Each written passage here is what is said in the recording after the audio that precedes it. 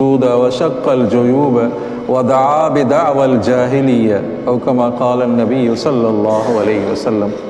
سارے ساتھی بلند آواز سے درود شریف۔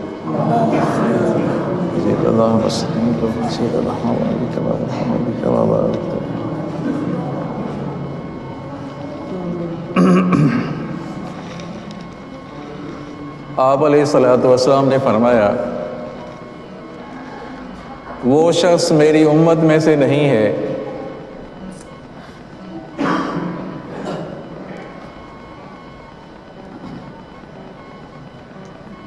جو اپنے رخساروں کو مارتا ہے، مانا چہرے کو مارتا ہے اور اپنے گریبان کو پھاڑتا ہے اور جاہلیت کی چیخ و پکار کرتا ہے، میری امت میں سے نہیں ہے۔ یہ تو حدیث کی معنی ہے، یہ بخاری شریف کی حدیث ہے۔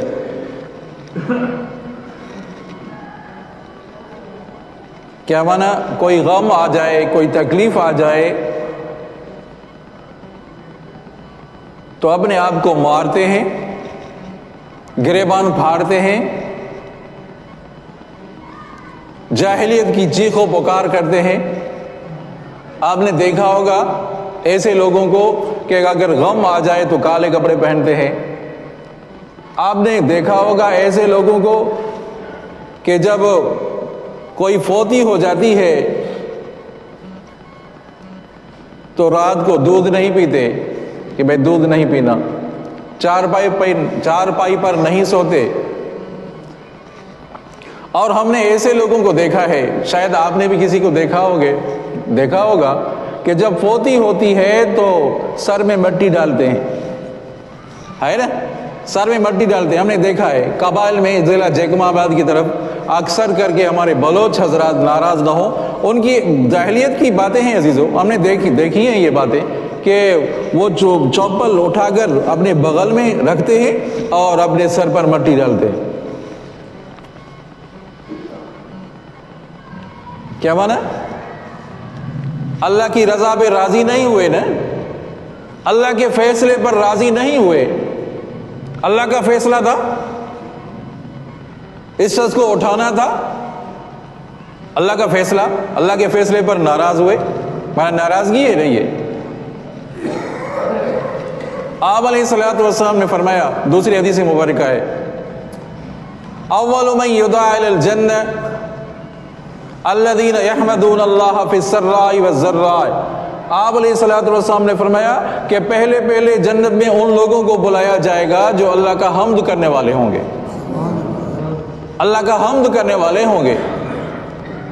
فی السراء والضراء، توجہ کریں، مانا آسودگی میں بھی، خوشی میں بھی اللہ کا حمد کرنے والے ہوں گے، والضراء، اور تکلیفوں میں بھی، مصیبت اور پریشانی میں بھی حمد کرنے والے ہوں گے۔ یہ حدیث کی معنی ہے۔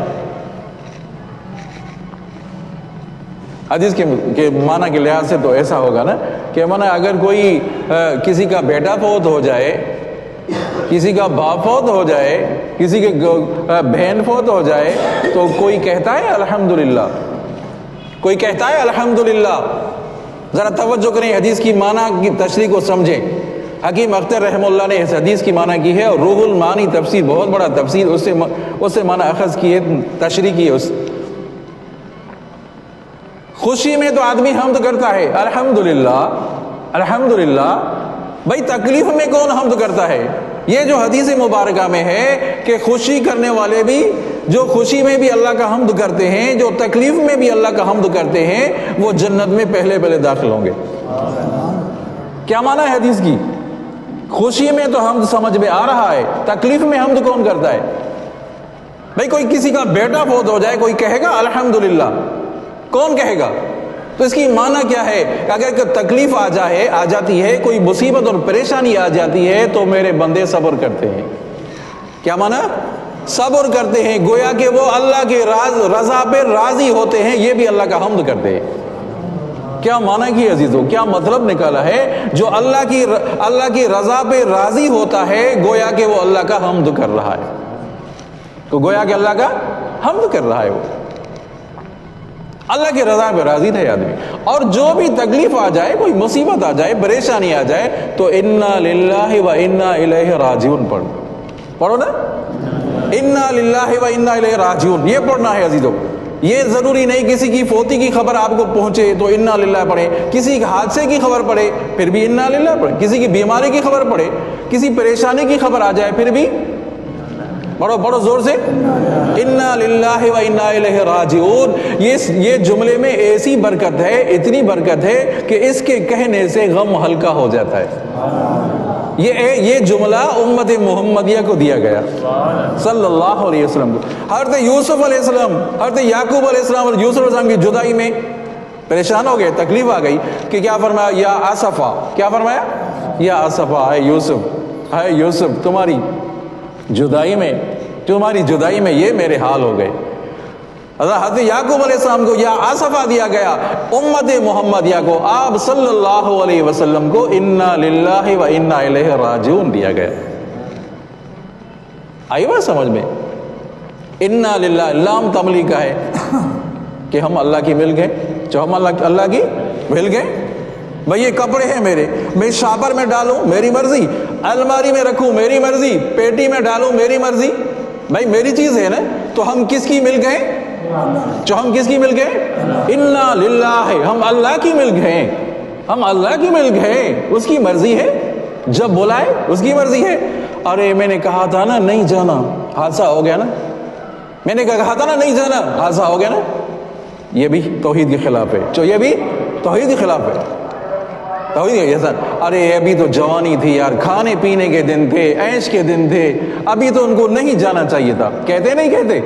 کہو غلط کہتے ہیں، کہو غلط کہتے ہیں. کوئی جوانی میں چلا گیا کہتا ارے جوانی کے دن تھے، کھانے پینے کے دن تھے، ابھی تو ان کی شادی بھی نہیں ہوتی. یہ کہنا غلط ہے، یہ کہنا غلط ہے عزیزو.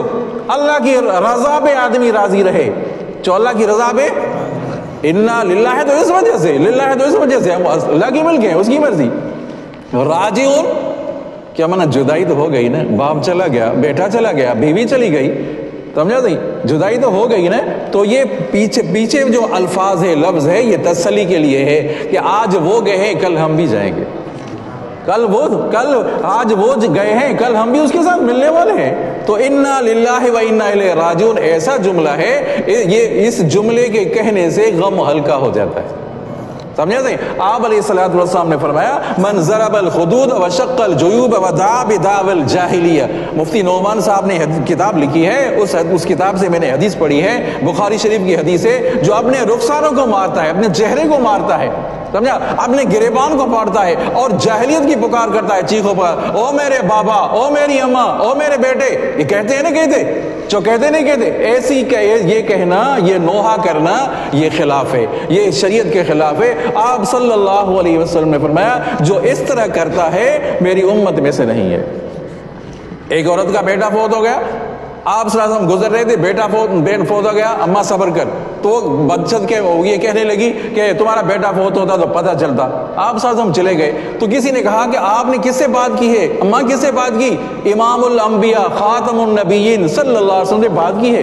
وہ پریشان ہوئی، آپ صلی اللہ علیہ وسلم کی خدمت میں آئی، یا رسول اللہ مجھے پتہ نہیں چلا.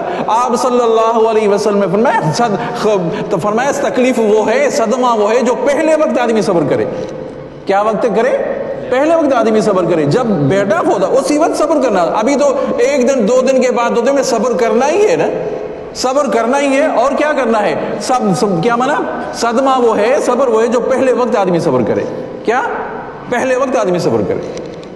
آئی بات سمجھ میں؟ تو ہر تکلیف، یہاں تک کہ اگر گھر میں دیکھ رہے ہیں ارے منہ کے آگے کھانے کا ٹائم ہے، وقت صبح کا وقت ہے یا دوپہر کا وقت ہے، اور نمک نہیں ہے، ساری چیزوں نمک نہیں ہے اور گیس نہیں ہے، اس وقت پریشانی ہوئی نہیں ہوئی، تو اس وقت کیا کہنا ہے؟ پڑھنا ہے انا للہ و انا الیہ راجعون پڑھنے. ہر تکلیف میں، ہر پریشانی میں، ہر ٹینشن میں انا للہ پڑھیں گے انشاءاللہ تو غم ہلکا ہو جائے گا. دعا کرتے ہیں اللہ تعالی ہم سب کو اعمال